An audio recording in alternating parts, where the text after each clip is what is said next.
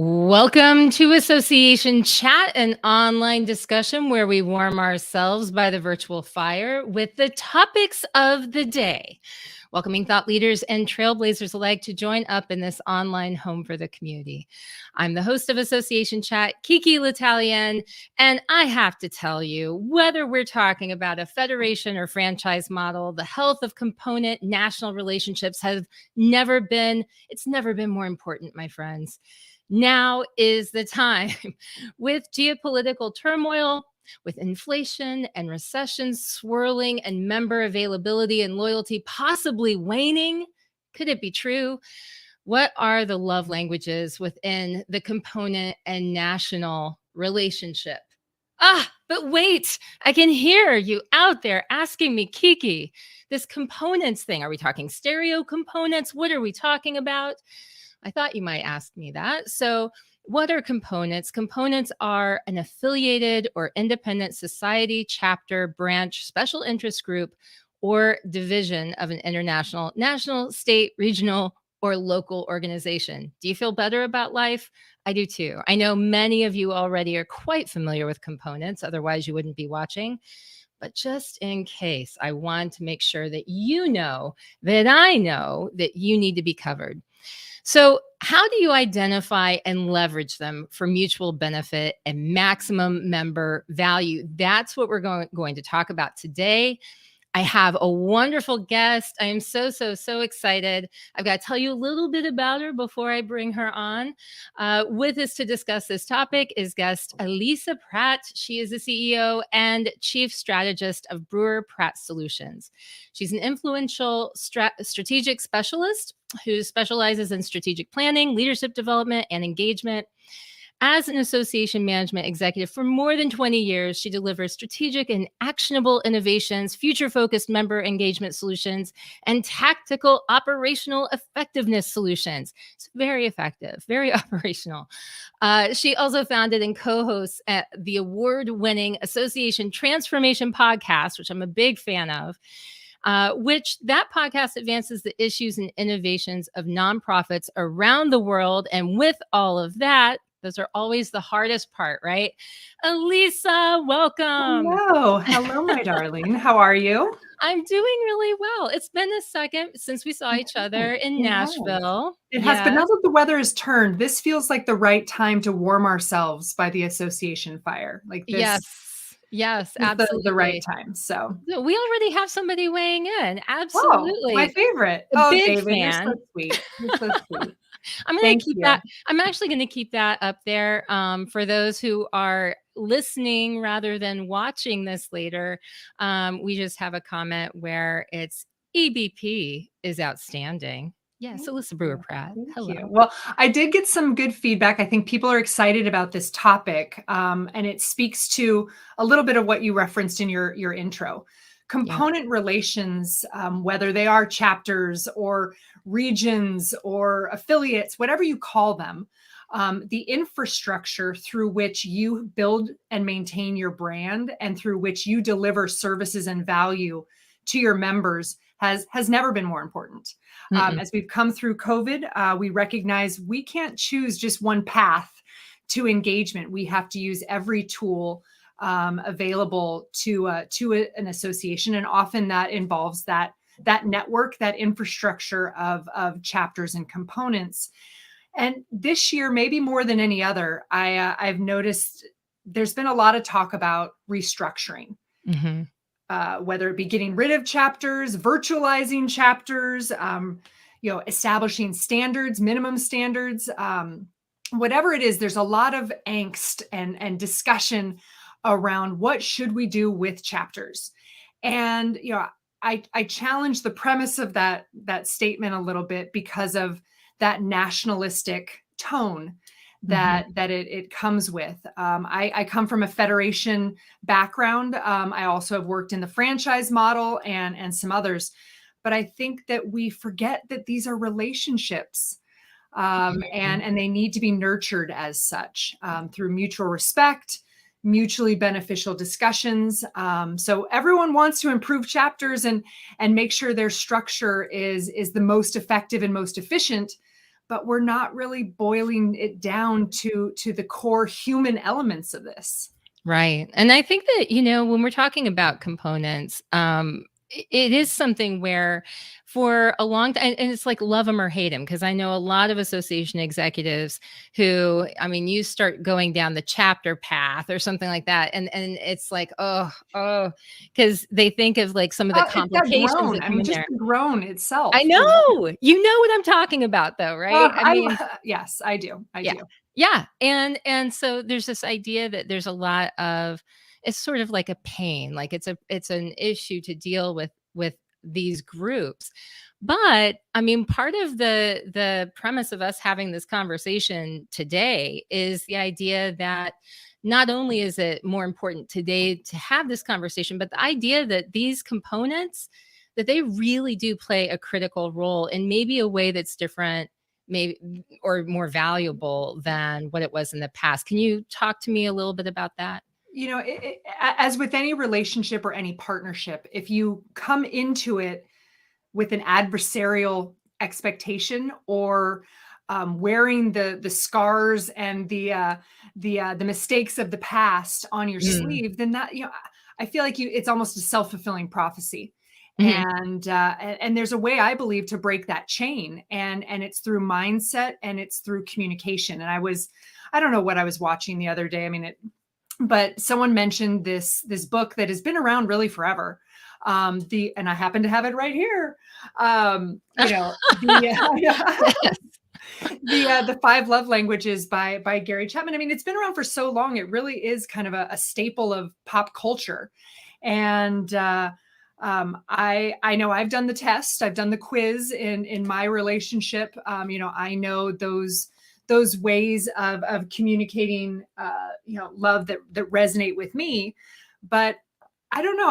As I started to think about it, there's a lot of applications here for the national and component relations. Well, let's just talk about that, because I'm very familiar with it, and I do want to mention we have a lot of people commenting, especially from over on LinkedIn.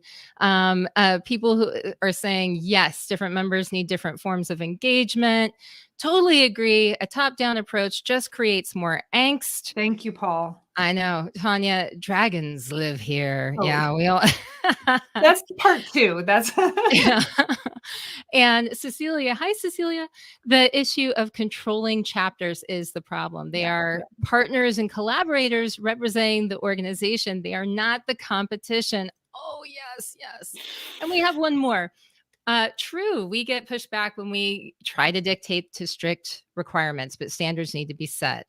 I'm used to unincorporated affiliates. Yeah, good. Well, and good stuff. we'll get into that. I think that the five love languages, which in a partner relationship of one person and one person are different. I'm sure and for those of you who don't know or haven't read the book or been exposed to this at all, there are 5 ways that love will most resonate with you, and you learn this about your partner and how to convey appreciation and affection to them, and they learn your love languages so that you can engage each other in ways that matter most.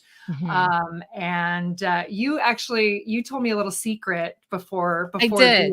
the podcast. And now you're going to tell everybody. What is this? I thought Are we not outing each other? We are.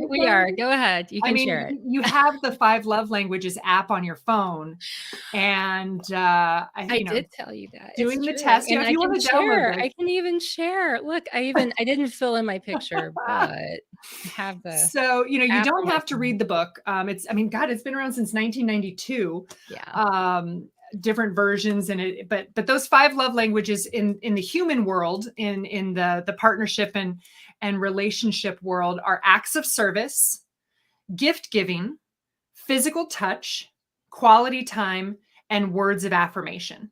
I'm just going to stop you right there.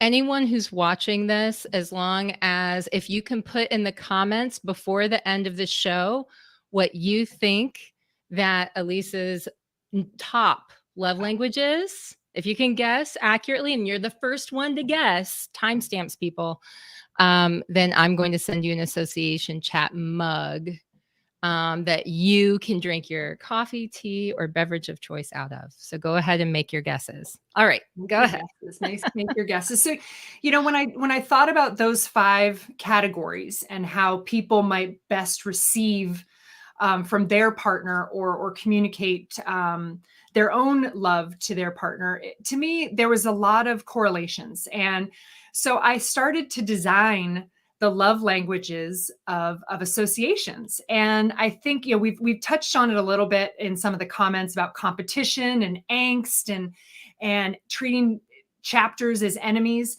And for me, and I love the audience's feedback, because I'm kind of just researching and developing this as I go along. I think there are at least three love languages between national organizations and their local, regional, state, international affiliates, whatever they call them. I think there's positive acknowledgement. Mm-hmm. I think there are resources and tools. And Mm-hmm. I think there is revenue, Oh, plain money. yeah. When I say positive acknowledgement, I think that's respect, that's appreciation, that's recognition, that's trust. And some chapters, you may be the biggest chapter in the country and you don't really care what national thinks of you. Okay, great. That's not your love language. The second one is that resources, Mm-hmm. tools, support, administrative support.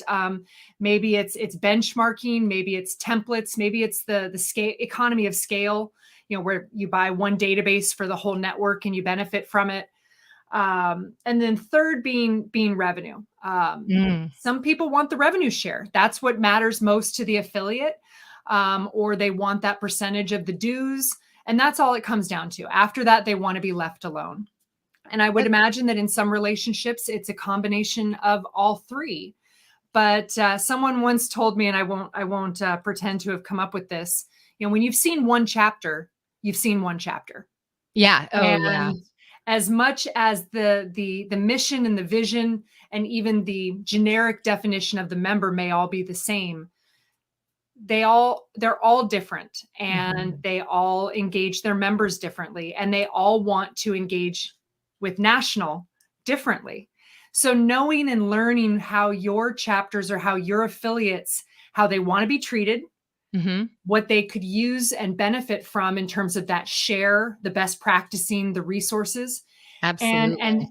and what their business model is and how it could best interplay with national. Is this sharing sponsorships? Is this a discount program that national negotiates and your members get a percentage of? What does that look like? And I think that national organizations would benefit from testing this, from asking these questions, and then developing a core of benefits and services based on the love languages with your components, and letting them almost pick, because they're not the same. Your love languages are different than mine. My husband's are different than mine. And I think that just like delivering value to a member, national organizations, I believe, are obligated to deliver value to their chapters and to their affiliates, even if the money flows, even if they are a federation.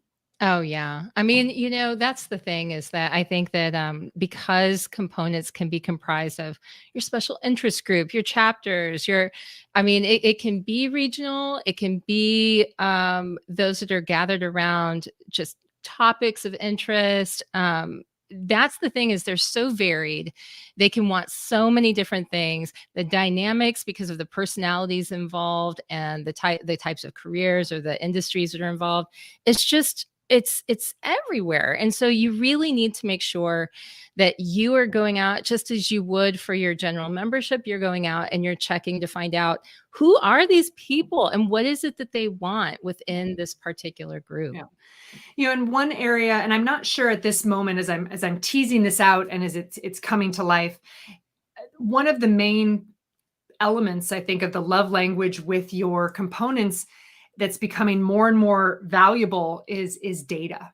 And does that may fall under resources, that may fall under revenue, but data is a true commodity that different chapters or different component structures may value differently. How is that data shared?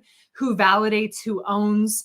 And what does that mean for the ease of management and for the member experience? So data is I think, an ever expanding element of that of the love languages with your components. Yeah. Before you came on, I thought, okay, I'm going to try to do a la 5 love languages. I'm going to try to guess what the 5 love languages for component relations national would be.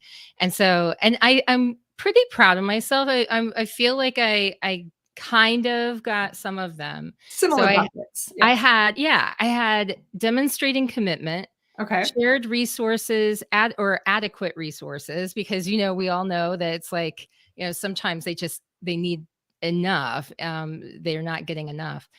Trust, shared experience, I had as a different thing.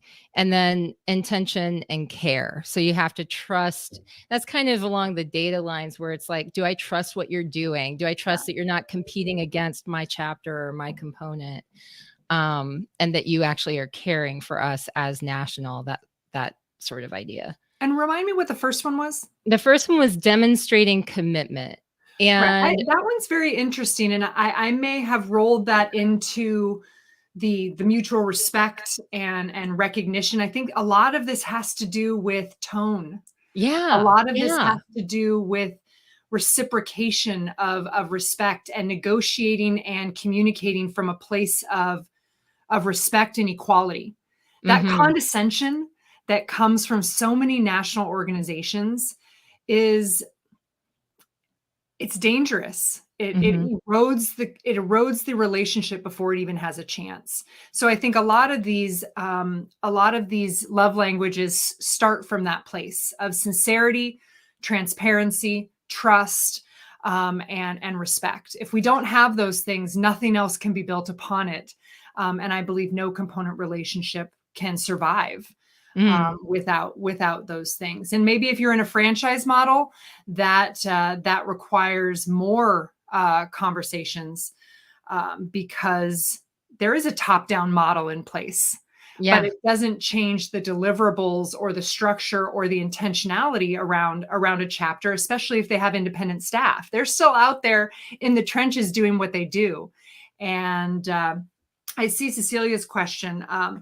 I think that this can easily transfer to any special interest group, any committee, any task force, and really to every volunteer member. Different members have different motivations. Every human being has different motivations, and they receive differently and they project differently. So I'm no psychiatrist, I'm no psychologist, but I think we've lost some of the humanity in the association world as we go digital and we hybrid and we package everything and we push it out, and it's all about the user experience in a virtual context. I feel like we've lost that transparent, how are you? What can I do for you? Yeah. Effort to understand each other on that human level that would then allow relationships to thrive. I mean, I can't agree with you more because, I think because of a lot of the work that I end up doing that overlaps with technology. We see all the time that technology is allowing us to do a lot of great things, but the error of thinking that I see so prevalent is that, oh, well, now that we have marketing automation, now that we have a way to just automatically send this stuff out and make sure that we're nurturing our leads, nurturing our members. Do you feel nurtured? Do you feel nurtured when you receive an automated email? I feel maybe informed if I read it, but I don't feel, I don't feel like my relationship has been cultivated. Well, and here on the heels of Black Friday and Cyber Monday, I'm sure, we all have been inundated by the automated campaigns and the, the algorithms that we clicked on one thing. And so now we get this wave of emails that correspond to it. Data is great. Technology is a channel. It's a pathway to engagement. I see, especially at the component level, the loss of the frustration, Mhm. that you mentioned, both at the local level and the national level. And it's it's sad. It's scary. If we can't do this together, and I'm not saying everyone needs a chapter structure. I'm not even saying you need more chapters or less chapters. Mhm. But I would say and encourage any organization, before you start hacking and cutting and restructuring, I would ask if you're giving everything you can to make sure your component relationship is healthy. Are you doing Right. everything you can and investing everything possible in getting the best out of the components as they are? Yeah, absolutely. I mean, I think it goes right back to the idea of that relationship, cultivating the relationships and thinking about what actually makes a difference to people, what's actually Mhm. going to be effective and resonate with folks versus just trying to win some sort of numbers game, which, can only get you so far. But it's not going to be the thing when everybody has the same tools and the same technologies. It's not going to be the thing that separates you from somebody else. Why are they going to pay attention to your organization versus that for profit that's going over after the same market? Yeah. So there are a lot of answers to that, but when we're talking about our love languages with our components, the opportunity is there to really show a big difference, because the people who belong to these components and who volunteer for them or are a part of them, they give a lot of time and they put a lot in there that the larger organization benefits from. Yeah, absolutely. And we talked about how you could apply this same concept to the committees, to the board, to the leaders. And I think one piece, in addition to data, that you had mentioned, and I wasn't sure where it would fit in, was the being heard. Mm, You mhm. know, and I think it's both listening and being heard. It doesn't really translate into one of the original relationship five love languages, but I know that there are so many times when a national organization just disseminates a new Mhm. policy or releases some research or makes some big change, and the there hasn't been the ask, there hasn't been the engagement, the buy-in, the listening necessary on the front end. There's this kind of dictatorship of what's going to happen, and I think that is a major aspect of, maybe it's the respect piece of it. Yeah. But chapters want to be heard. Chapter staff want to be heard. Chapter leadership want to be heard. They want the national organization to be their organization. They don't want to feel as an appendage, Yeah. that's an afterthought, and that's happens too much, especially in these conversations of standards and partnership agreements and charter fees and restructuring your component model.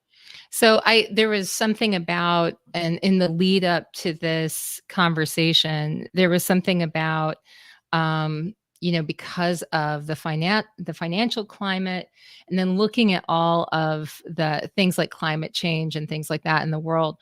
Um, I know that it was about a year ago when I had Shelley Alcorn on, and she came on and talked about the fact that, associations with climate change, that they really need to start making decisions differently with some of the impacts that would have on things like travel, as more and more organizations would be making rules against having to do travel for professional development and things like that, and there's more industries that are trying to put those limitations into effect. And I thought, I mean, when you're talking about component relations, you're talking about where you have this sort of regional or this cluster that has this relevance that is, I mean, highly relevant in that area, that can help in times where you can't get people together as Right. easily. Right. I mean, having they are in some ways, and not all, but the brick and mortar, they are the network of your engagement. And I think about, ESG in general. Are Mm-hmm. you helping them? How much more could you amplify your overall organization's impact and lead by example if you were able to magnify your efforts by the 50 chapters you have or the 100 affiliates that you have? If you're not seeing your components as an opportunity, you are missing out. You're missing the point. Yeah. And you're not thinking about what's best for the member. We have a comment that says, as an individual who worked for the national organization interacting with components, now I'm on the other end of the spectrum as an executive director of a chapter. Congratulations. Learning more about the other side of listening and being heard is a continuous relationship. Yeah. Yeah.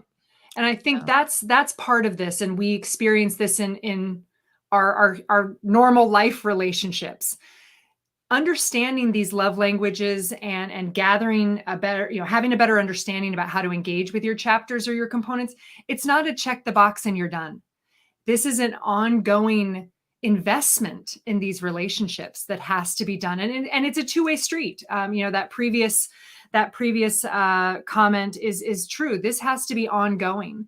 It's not a, let me survey you once, or let me send you a chapter of the year award once. This is an ongoing investment in their success. And when I say their, I mean both sides of this coin. Mm-hmm. And it's something that I hope as people invest in, not just once a year, not just once every 5 years when it's part of your strategic plan, that erodes the sincerity of everything you do. And the national will lose its credibility in this space if it's not something that's done consistently and with a certain amount of intentionality. Well, so I have to ask you, we're gonna put our love languages to the test for Yes. components. So what happens when we look around and say, somebody says, you know what, I feel inspired, and I'm going to start calling you EBP, just like David. Okay, got it. Okay, EBP. So I feel inspired, EBP. I am all about the love languages. And I know for a fact that I have some of my components that are there's some disrepair. There's maybe some lost trust. Mm-hmm. There's some damage control I need to do. What should be what is my next step? Yeah. Yeah. Well, if you're already in touch with the current environment, what's gone wrong, what's working, what may not be working across your network, I think there's an opportunity to set some create these buckets for yourself. Mm-hmm. Whether it's a survey, whether it's a conversation, engage your chapters in it. Say, hey, I want to better understand how to serve you. I wish that national organizations had that service mentality, not Mm-hmm. just with their members, but when it comes to their chapters. Tell them you're doing this. Tell them you're figuring it out as you go along in an effort to more effectively and sincerely support them, and create your buckets. Maybe for your group, it is positive acknowledgement and shared resources and data. Whatever it is for you guys, set your buckets for your audience and test it. Put it out, survey, ask them. And then once you know what resonates and what buckets are true to your audience, put your benefits and all the things that you do, organize it in that way, and then see where you're short, see where you aren't serving your components, and see where there are opportunities to either repackage or develop tools or even reboot relationships. The best thing you can do in these situations, I think, from either side of this spectrum, is to say, I'm sorry, I was wrong. Yeah. I'm not that staff person from 15 years ago. I want to restart. And I think that from a place of trust and respect, we can do better together. Yes, absolutely. Cheers. I'm behind you 100%. EBP. Yeah. Well, That is it. as I mentioned, I'm just kind of teasing this out. Yeah, I And love so I'd it. love to know what other people think are love languages that might resonate with their components, or their chapters. I think there could be any number of them that you then ultimately choose to match your association's model and culture. So it may change over time. Maybe. So, Go oh, ahead. sorry, didn't mean to interrupt. So I told you it'd be like around half an hour that we're talking. We're here, and I've been Here we trying are. to flash up onto the screen information on how people can reach out to you, including email address. And for now, right? Twitter. We're still on Twitter. We're still Are doing we? this. Are we? Kinda, That's a different kinda. conversation. But I will say before everyone leaves that we do have a winner. We do have a winner for the person who guessed the right love language. Yeah. And can you share with everybody what your love language is? Your So when number I did one. the quiz, Yes. there were three. Yes. And my number one, which is what you asked the audience for, was Yes. acts of service. There And we go. There Tanya, see, we Tanya, we're simpatico. go. You know me, and Yes. maybe this is maybe there. I'm guessing there's a lot of us. My other two were gift giving. Mhm. If you want to show me you love me, there's Give me gifts. and then and then words of affirmation. Yes. So it's kind of talking the talk, walking the walk, and doing those acts of service in support of. So, what are yours? You have it on your phone. You flashed I it up. What were know, your I what were your know. love languages? Mine, I wish I had gifts. Like I really want more gifts in my life, but that wasn't what I got. Well, maybe I Maybe should it's send 'cause you it's the not the book. number one. Do you want me to send you a gift of the book? No, no, no, no. It's all good. I was acts of service, I was Yeah. quality time, and what was the third one? Words of affirmation. Words of Got it. affirmation. Got it. Yeah. So now we know. We know how to support each other. That's right. That's right. So Yeah. yeah, I mean, on the personal relationship side, go download the app, talk to your partner about it, figure it out, and on the chapter and component side, start to think about what would be most valuable and resonate the most with your components, and in reverse with your national organization. Different Absolutely. things are going to carry different weight, and it all depends on that relationship and how you've invested in it. Absolutely. Well, I want to thank you so much for joining me on Association Chat. I have to tell you, we were all talking, all the podcasters were talking in Nashville at the ASAE annual meeting. And we were talking about visiting each other on each other's shows. And it's been happening on, around on different podcasts. And this was just yet another one of those examples where it was magic in the making. So I'm really thankful to have you on, such a rock star. And I think that I think this is a winner. I think I see your own book on the 5 love languages of Yeah, components, yeah. I'm going to or see white where this paper. goes.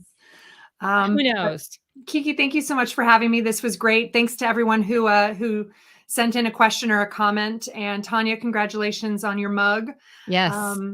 Enjoy. Don't tell me what is happening on the World Cup right now because I'm going to go tune in.